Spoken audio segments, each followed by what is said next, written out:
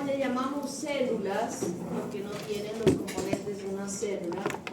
La estructura que tiene un virus está conformada por un genoma que puede tener una secuencia de ADN o una secuencia de ARN y que está envuelta por proteínas y que tienen algunas veces envolturas que, claro está, cuando hablamos de proteínas, que la estructura está formada por proteínas además, y estamos asumiendo que alguien ha tenido que haber sintetizado esas proteínas.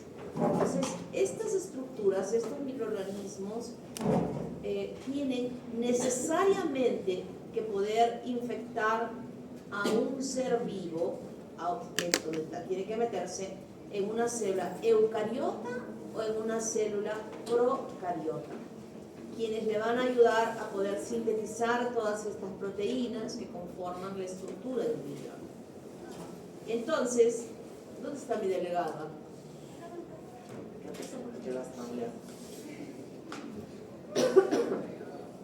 Entonces quiero que entendamos lo siguiente.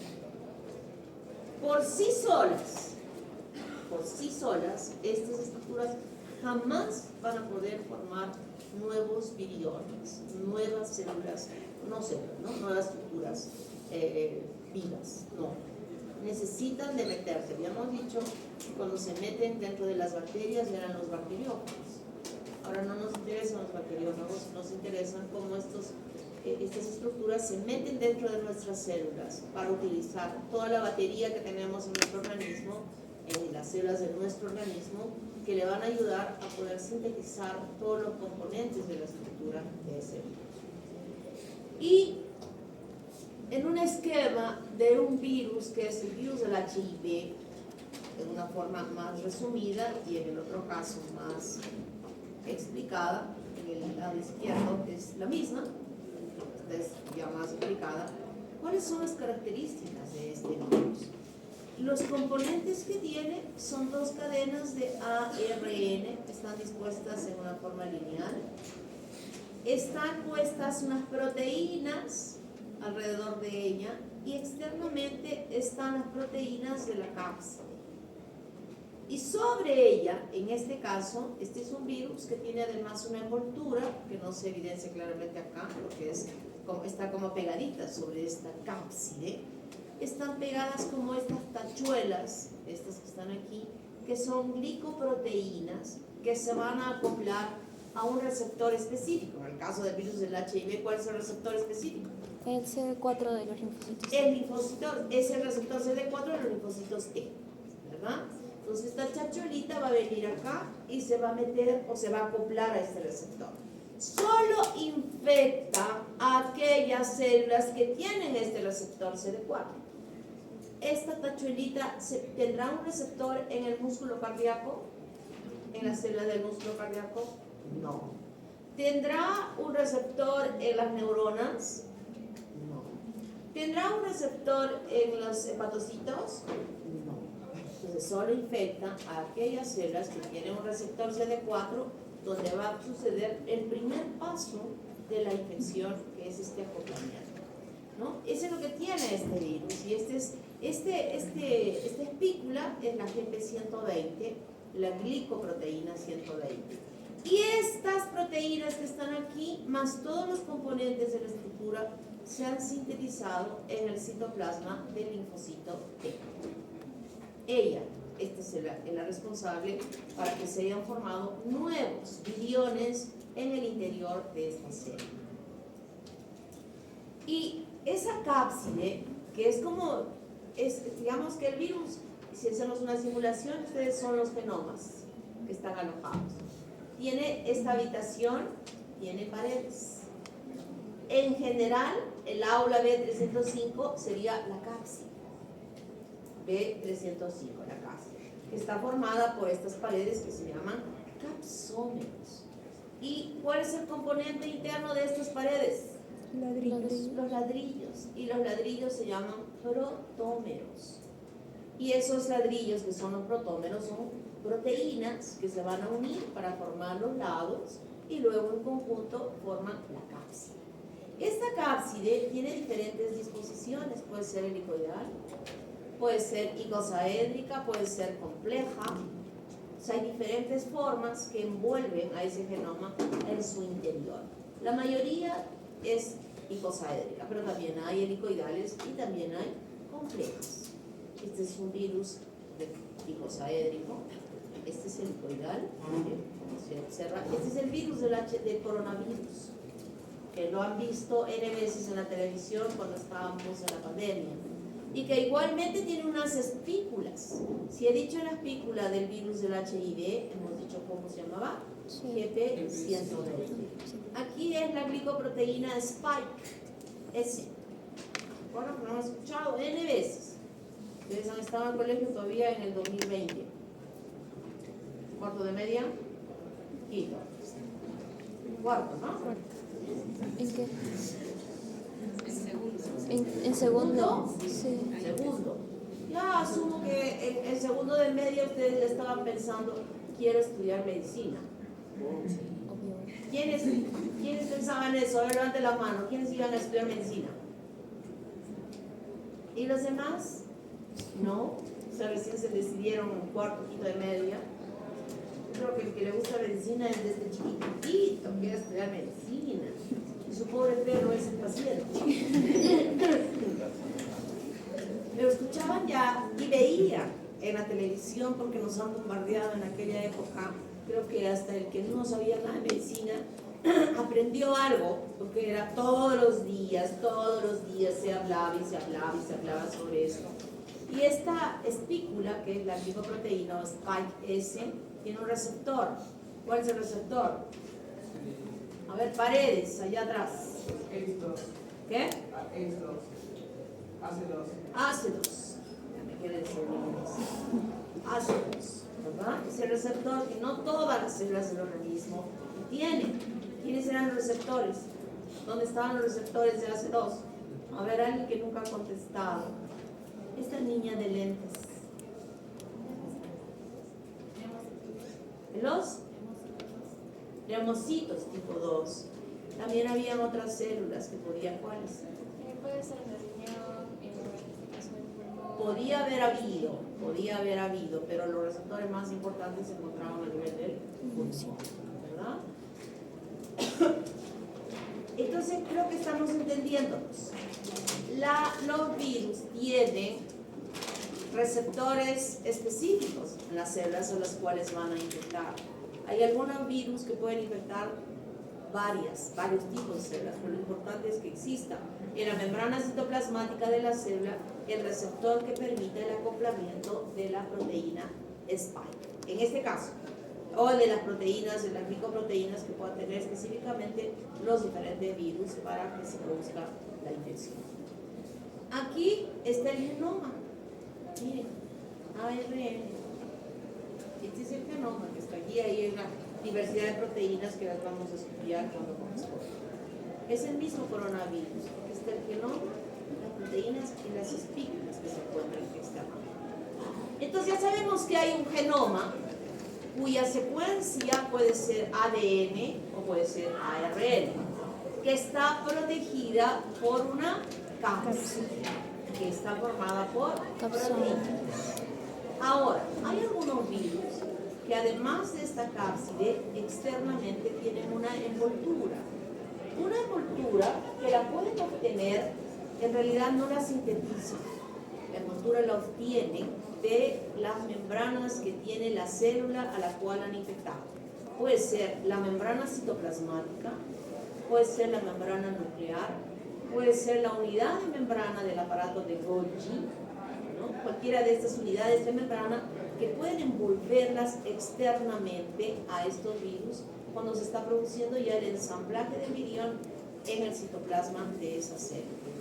Entonces, además de que ya es lipoproteica, porque la unidad de membrana es lipoproteica, y además sobre esta superficie externa, que sería la membrana citoplasmática en este caso, las espículas se van a distribuir superficialmente sobre la envoltura y salen del citoplasma y se van colocando como tachuelitas sobre la membrana citoplasmática. Internamente, ese genoma se envolvió de las proteínas, formó su cápside y ahora lo que hace es envolverse con la membrana para ser liberada externamente, pero superficialmente ya están sus estigmas. Pero existe una proteína, la proteína M, que une la envoltura a la cápsula. O sea, yo dejo este espacio. ¿Qué habrá en este espacio? La proteína M, que va a servir de nexo entre la envoltura y la cápsula de ese virus que se está formando. No todos los virus tienen envoltura. Hay algunos virus que no la tienen y le llamamos virus desnudos. Y esto es muy importante porque cuando son liberados fuera de ese citoplasma, lo van a hacer de un mecanismo diferente al que se va a producir cuando tienen envoltura. Es diferente, no es igual. Generalmente los virus desnudos, cuando salen fuera de esa célula donde se han formado los viriones, la destruyen. Entonces explotan y quedan liberados los viriones desnudos para poder infectar a otras células a su alrededor. Y hemos visto entonces, y hay otras, por ejemplo, esta que es compleja, que es la estructura del mosaico del tabaco, es otro tipo de caso. Las clasificaciones de los virus se hacen de diversas formas. Unas que se dan por el tipo de infecciones que producen.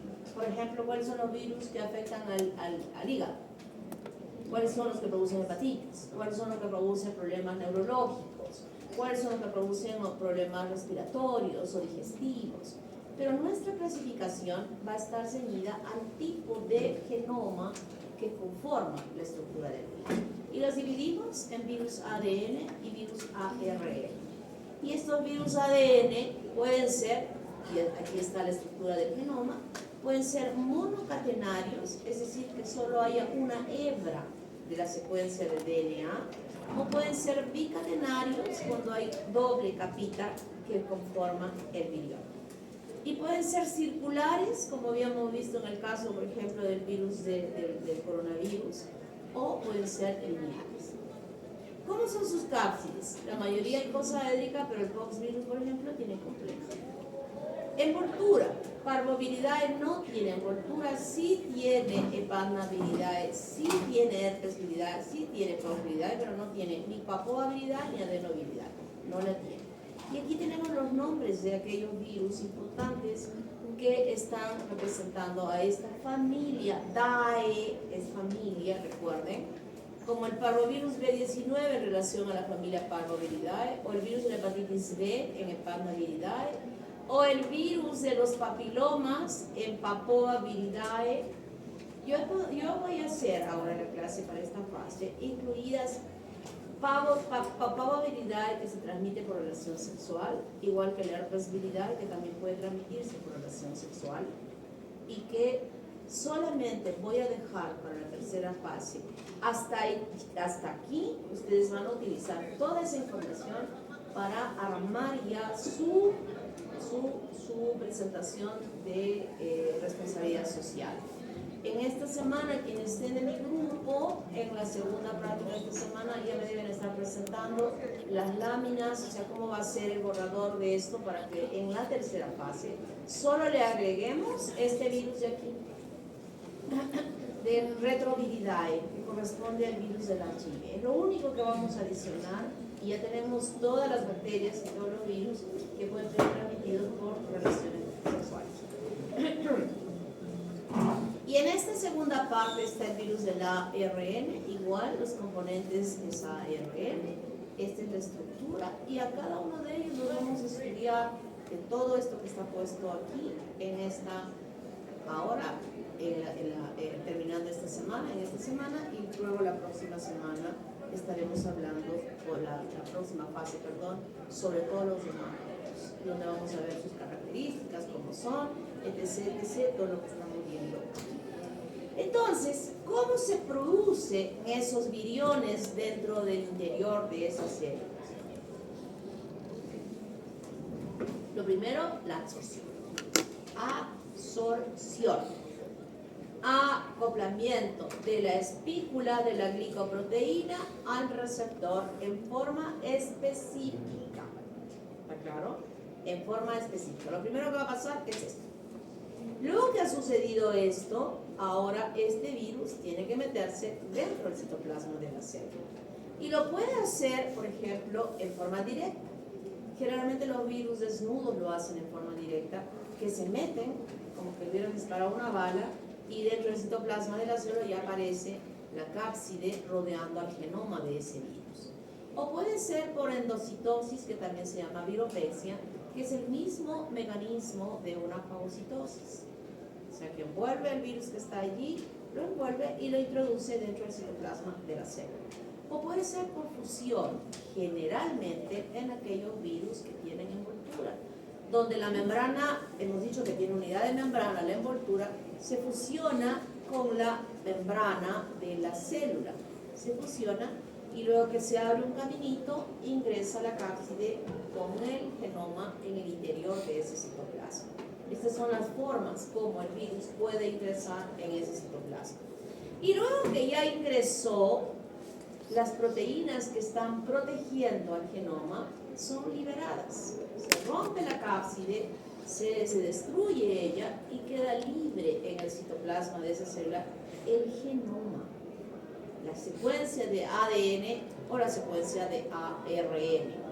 Y dependiendo cuál es esa secuencia, muchas veces si es ARN de polaridad positiva, ya se va convirtiendo en un ARN mensajero e inicia el proceso de la síntesis en ese citoplasma. Vamos a ver que puede haber diferentes formas de cómo se produce esta síntesis de las proteínas en ese citoplasma. Pero previamente a ello, quiero mostrarles esta diapositiva, donde para cada virus, y lo vamos a estudiar, lo que vamos desarrollando, existen receptores. De lo que vamos a estudiar en esta fase, por ejemplo, el receptor para el virus simple 1 y herpes virus simple 1 y 2 es el receptor EGF. ¿Cuáles son aquellas células que tienen este receptor? Vamos a ver que hay muchas células a las cuales este virus puede infectar. El virus de Epstein-Barr, que también está dentro de esta gran familia de los herpes, C3b del complemento.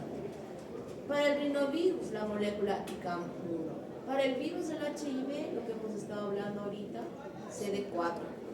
Para el coronavirus, ECA2, el receptor específico para que pueda acoplarse, o sea, el primer paso de este proceso de formación del virión.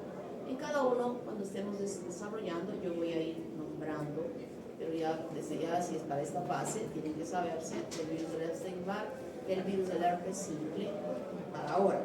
Después vamos a ir viendo qué está pasando. Entonces, luego que se decapsida el virión en el interior del citoplasma, está liberando a ese genoma. Yo había dicho que si es un virus ARN de polaridad positiva, automáticamente se convierte en un ARN mensajero e inicia el proceso de la síntesis de las proteínas.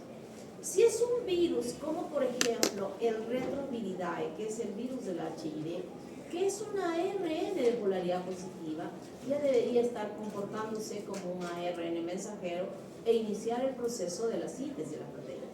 Pero no es así, porque este virus tiene una enzima que se llama transcriptasa reversa.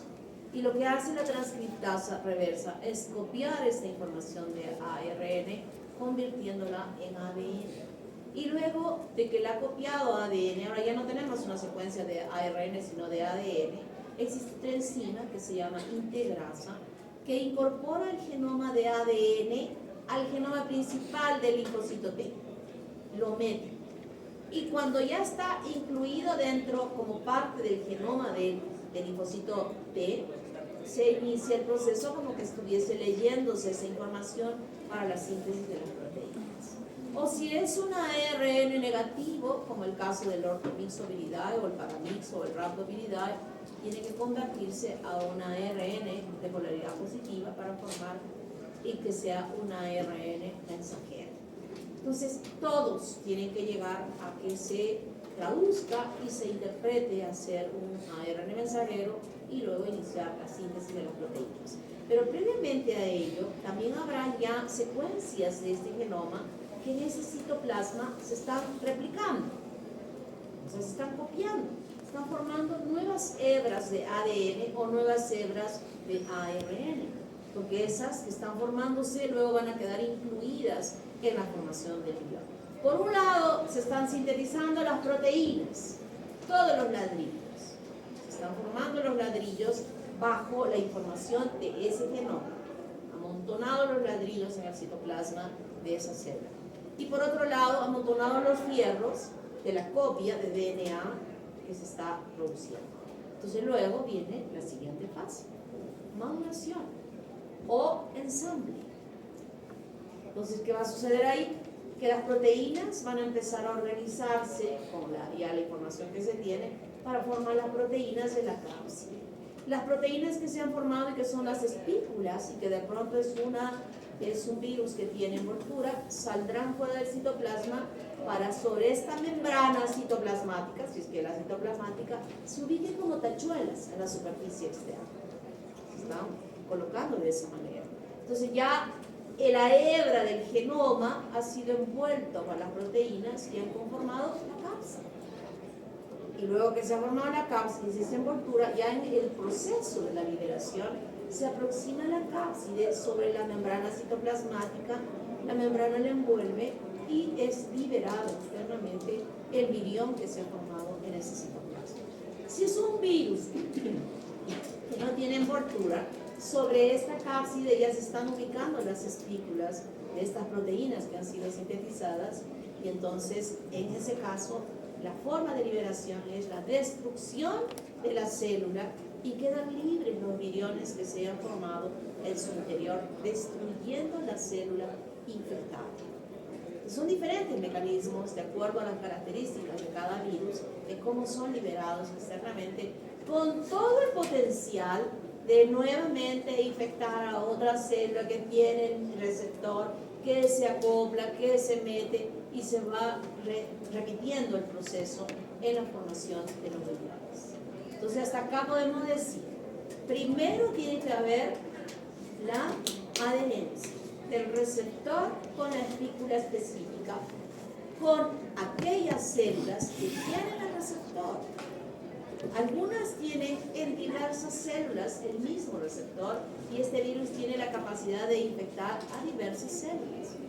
Como que en otras, el virus de la hepatitis B, por ejemplo, ¿dónde estará el receptor? Solamente en el hepatocito. No infecta a otras células, sino solo el hepatocito. Y luego que se ha acoplado, se mete, se decapsida, se libera el genoma. El genoma se utiliza para replicar nuevas hebras del genoma y también importante para que esa información sea utilizada para la síntesis de las proteínas que van a formar la cápside, que van a formar la proteína M, que van a formar las espículas, etc., etc., etc., y luego se produce el ensamblaje. Jalo mi proteína por acá, mi hebrita acá, la envuelvo, se forma un virión completito que luego va a ser liberado. Esa es la forma como las células de nuestro organismo tienen la capacidad de poder formar nuevos viriones para poder infectar nuevas células que luego se van a traducir ya en una enfermedad. Este es un ejemplo, por ejemplo, de el virus que tiene esta forma como una balita de la rabia. Es una neurona, que es el tropismo que existe de la célula del virus de la rabia con las neuronas. Entonces, primero se adhiere a su receptor, luego penetra. Aquí todavía está con su cápside, se quita toda la envoltura, está con su cápside y aquí quedan solititos las células. Se están replicando nuevas hebras y esta información va a permitir que se sinteticen las proteínas. Aquí están las nuevas hebras. Las glicoproteínas se han ubicado externamente sobre la membrana citoplasmática, como estamos viendo acá. Ya se ensambló perfectamente con una morfología muy, muy propia, que tiene la forma de una balita, y empuja la membrana citoplasmática, que está revestida por estas espículas, y finalmente es liberada hacia el exterior. Esa es la forma como se desarrolla, cómo se forman los viriones de virus de la rabia. Entonces, este proceso creo que lo hemos entendido, ¿verdad? Cómo es el proceso, cómo se forman los virus y cómo tiene la capacidad de poder volver a infectar nuevas células con toda esa potencia que va a tener. En la patología de la infección viral, las vías de ingreso son exactamente iguales a las que hemos conocido con las bacterias, ¿no? Puede ser Oral. Inhalatoria. la mucosa, la vía inhalatoria, puede ser digestiva, puede ser sexual, mucosa con mucosa, puede ser a través de la sangre, que habíamos hablado de la bacteria del Treponema pallidus, puede ser a través de la sangre, ¿no? Como vía de ingreso. ¿Por dónde ingresa? Transmisión, beso, relación sexual, transfusión sanguínea, tos, ¿no? Esos son los mecanismos de transmisión. Y cuando ingresa el virus dentro de nuestro organismo, habrá situaciones de algunos virus que pueden solamente producir una infección en el lugar donde se introdujo. Por ejemplo, ¿de quién hablaríamos en una viriasis localizada? Del herpes simple. Herpes simple. El herpes simple puede ser, ¿no? Que se localice solamente en el lugar donde se introdujo.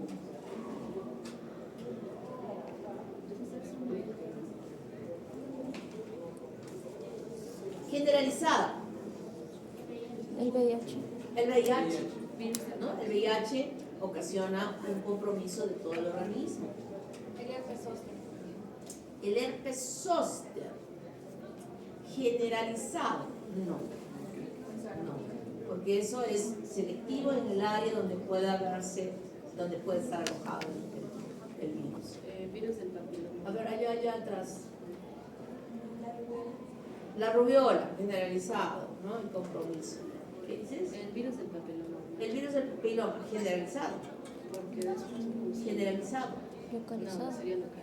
Sería localizado, ¿no? Porque el virus del papiloma es localizado.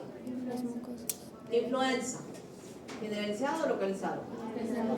Generalizado porque nos hace dolor de músculo y todo lo demás, ¿verdad?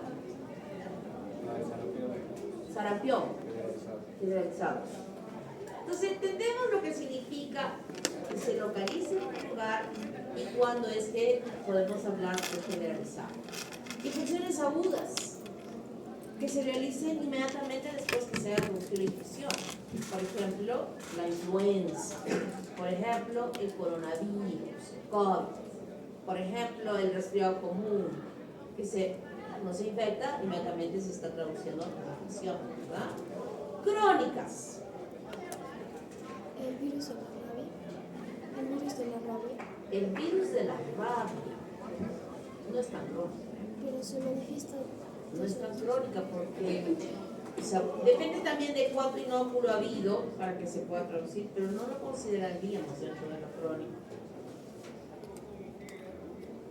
¿Y hay hepatitis B? Hepatitis B, ¿no? Y la hepatitis B, lo voy a decir ahora para que me entiendan y después ya no lo voy a volver a explicar cuando hablamos de hepatitis.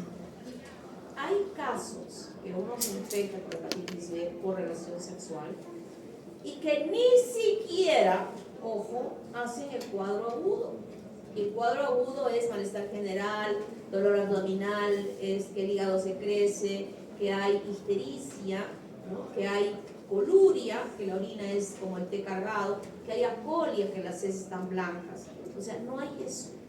Y de pronto llega un paciente al hospital con una hemorragia digestiva alta, grave, que lo han encontrado tirado en el baño, en un baño de sangre, que aparentemente es por la boca porque se ve sangre en la boca. Lo llevan al hospital, le hacen el examen y es una hemorragia digestiva.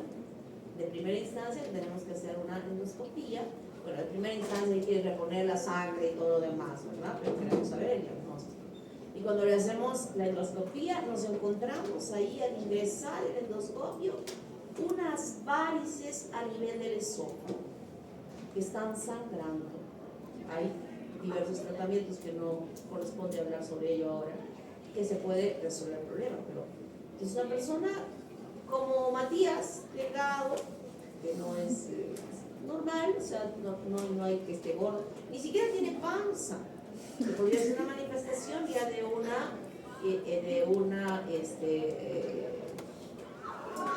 daño hepático que esté llevando a hacer una ascitis, ¿no? O sea, está normal, casi plana. Entonces se empieza a investigar. ¿Es alcohólico? No, totalmente abstemio. ¿Toma alguna medicación por algo para que haya podido dañar su hígado? Nada, jamás. ¿Ha tenido ictericia? Nunca, jamás, nunca ha estado en color amarillo.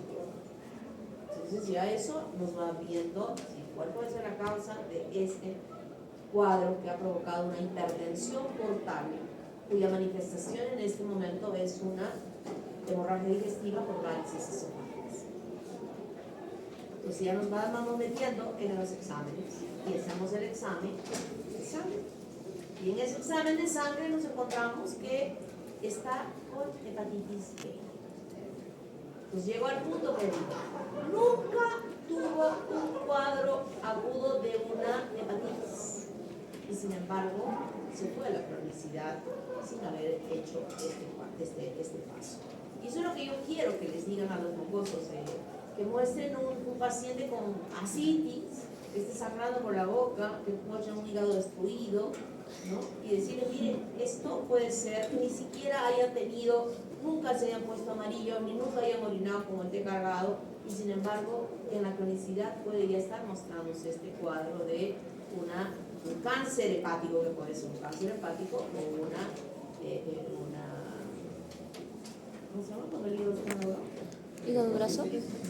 Cirrosis. Cirrosis hepática, ¿no? Eso es lo que les vamos a decir para alarmarlos y decirles, te pudiste haber contagiado y no sabías que podías haber estado desarrollando este cuadro en el futuro. Es esta. Latente. ¿Podría ser el virus del herpes? Podría ser el virus del herpes, ¿no?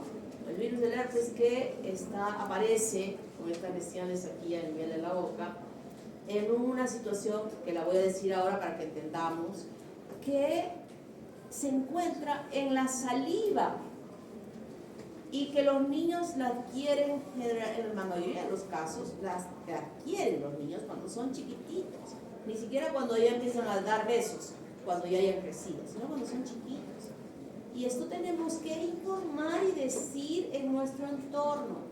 Ni la mamá, ni el papá, ni el hermano, ni la abuela, ni el abuelo, ni el amigo, ni la amiga, ni nadie, así estoy hablando ni papá ni mamá, entonces ya me extiendo a todo el resto de gente que pueda estar alrededor del niño, puede darle besos a ese niño. Ni siquiera estoy hablando de besos en la boca, que suele hacer la gente. Estoy hablando de besos acá, estoy hablando de besos en la mano o en el pie, no, porque el niño hace así. ¿Y qué hace? Todas sus manos se la mete a la boca y jala su pie y se chupa los dedos. O sea, es súper elástico que puede chuparse y estar permitiendo que en esa saliva que ha sido depositada en el beso pueda estar permitiendo el ingreso del virus en ese pequeñito. ¿Cuál es el lugar que se le debe dar beso al niño? El popó. Espalda y popó, no hay más. No hay más lugar para un niño para un beso que esas áreas. Y de esa manera estaremos evitando que ese adquiera la infección cuando fue chiquito. Y que nunca, nunca, hasta que muera, va a desaparecer ese virus de su cuerpo. El virus se va a alojar en la parte de acá, en el ganglio trigémino, por el resto de su vida.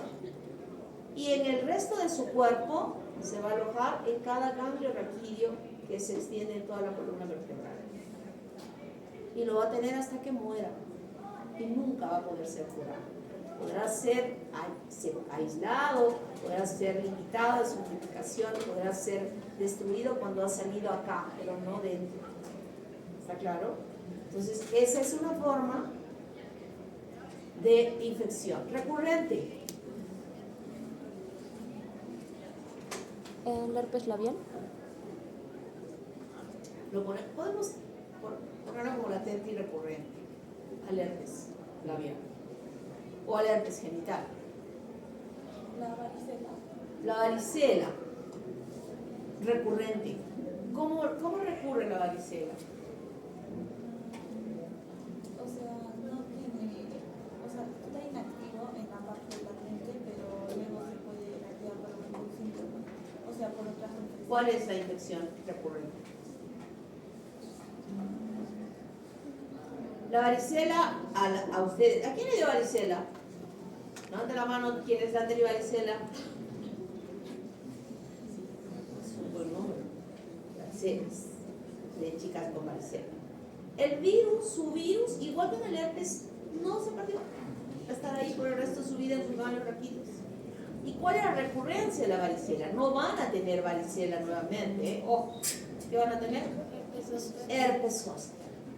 Pero ya les voy diciendo también a todas las que han tenido varicela, hay una vacuna que se debe utilizar después para evitar que se pueda desarrollar el herpes zóster, que es muy grave, muy doloroso. ¿Ya? O sea, que ya les estoy avisando, ¿eh? Si les da herpes zóster en el futuro, y es responsabilidad de ustedes, que no me han hecho caso. Yo les he dado ya el informe de que puede evitarse. Transformación, aquel niño de blanco. Virus del papiloma humano, ¿cómo? ¿Qué va a producir? Puede producir cáncer de cuello uterino. Puede producir cáncer de cuello uterino. Muy bien. Luis, Miguel, ¿no? Nils. ¿Para qué le han dado la mano? Que posiblemente existe un cambio de epitelio. Claro, no, pero otro ejemplo. Esa niña de lentes. Sí. El virus de Epstein-Barr con el linfoma de Burkitt. El virus del Epstein-Barr. ¿Qué más puede ser? El virus de hepatitis B, que estamos hablando ahora, que puede producir un hepatocarcinoma, ¿verdad? Entonces hay formas que pueden transformarse.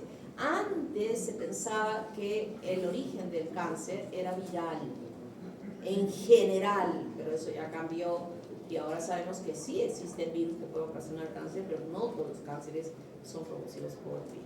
Antes hablamos uno que es una bacteria que puede producir un cáncer, ¿verdad? ¿Cómo se llama? Helicobacter pylori. Qué bueno que me aprendí. La defensa frente a esta infección, la más importante que tenemos frente a las infecciones virales, es la respuesta inmunológica. La mayoría de las enfermedades virales que nosotros podamos tener a lo largo de nuestra vida van a ser resueltas por la acción de nuestro sistema inmunológico. El grupo de medicaciones que existe para estos virus es muy pequeño y muchas veces no lo usamos porque es nuestra respuesta inmune la que responde.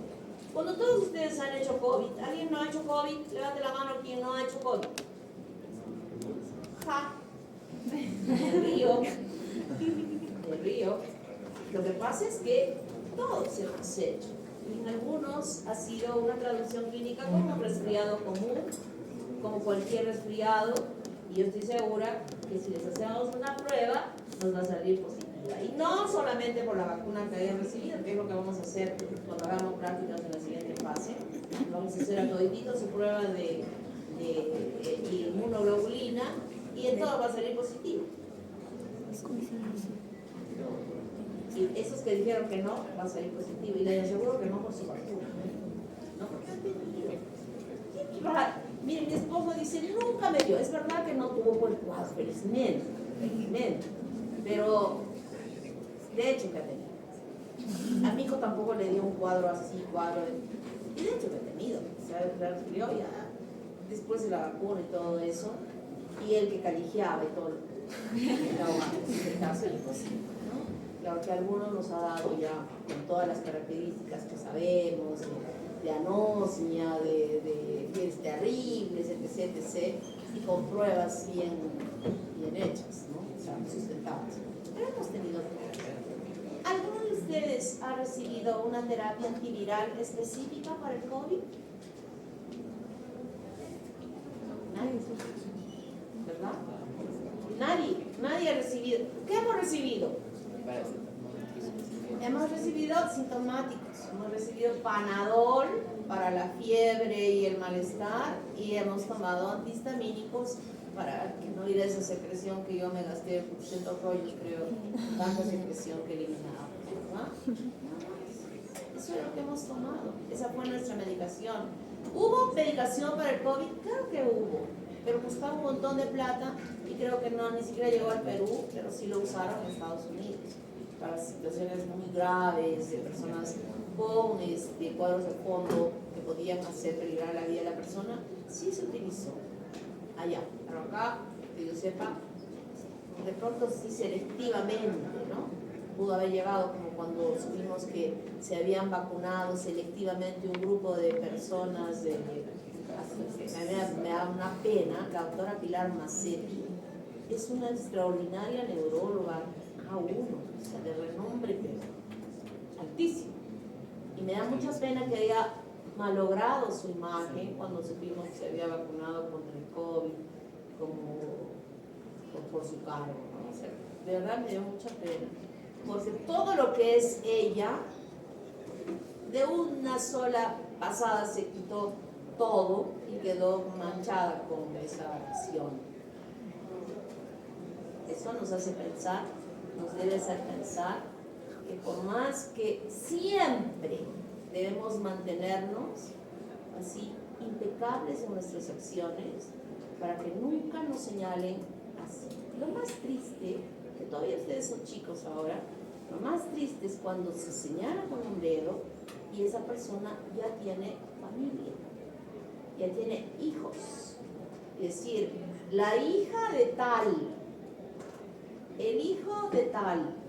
Entonces eso, las personas cuando ya tienen familia, jamás deben permitir que suceda eso, que a mi hijo señalen por acciones erradas que uno pueda tener. ¿Está claro? Eso es guardar, eso es tener amor grande por nuestros hijos, cuando cuidamos nuestra imagen en beneficio de nuestros hijos. Métanse esto que les estoy diciendo en este momento, el resto es un vida. Igual puede decir, la mamá de tal persona, o el papá de tal persona, en la posición que están ustedes. Eso no debe suceder. Por favor, por favor. Yo siempre he dicho, ya me voy a ir de esta universidad así. Dirán que pesada esa doctora, era exigente, jalaba, pero jamás que me señalen por algo de una corrupción. Jamás. Así es que esa es una imagen que tenemos que cuidar siempre, siempre, porque es bueno. En el caso de este mecanismo de defensa, como les decía, es el sistema inmunológico el que nos defiende, el que nos cura, el que nos recupera. Y a través de una respuesta fundamentalmente humoral al principio, cuando todos los componentes de ese virión son antigénicos y que estimulan respuesta de anticuerpos que van a vencer rápidamente. Cuando nos resfriamos, estamos ahí todos con la gripe, esto que tengo yo es una alergia. Ya puse aquí la alergia a los alumnos, a la hora, no sé, en la mix de la mañana. Porque luego en la tarde ya se me va yendo, siempre en la mañana. Y solo aquí porque en mi casa no tengo. ¿Qué es? Antes pensaba que era el pulmón, pero ya no es pulmón. Eso yo creo que es alergia a los Cuando tenemos este resfrío que nos molesta, que estamos ahí, y pasa un día, y pasa 2 días, y de pronto desapareció.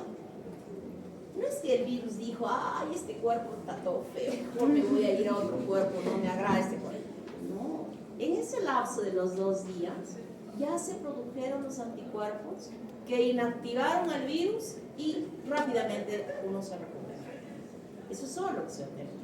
Porque tomamos cuando estamos resfriados alguna pastillita antiviral que mate los virus. No usamos nada, simplemente tomamos igual nuestro Panadol y el Panadol antigripal, porque ya viene incluso el antihistamínico y nos va disminuyendo la secreción y todo eso, ¿verdad? Entonces es el sistema inmune fundamental para la recuperación de las infecciones que tenemos contra los virus en la mayoría de los casos. Claro que no en todos, porque no hay ni siquiera, usando terapia antiviral, podemos matar al virus del HIV. Lo único que se logra con la medicación es disminuir la carga viral y permitir que la persona no llegue a infectarse y desarrollar cuadros infecciosos debido a su baja defensa. Es lo único que hacemos. Permitiendo, cuando baja la carga viral, se incrementan las células de defensa. Entonces, al mantenerlas acá abajo, las células de defensa se incrementan y hoy en día podemos decir que nadie muere infectado con el virus del HIV quien tome su tratamiento y se morirá por otras causas, pero no porque haya sido la causa de la infección por el virus del HIV. Pero lamentablemente no estoy hablando de que se curó, de que mató el virus.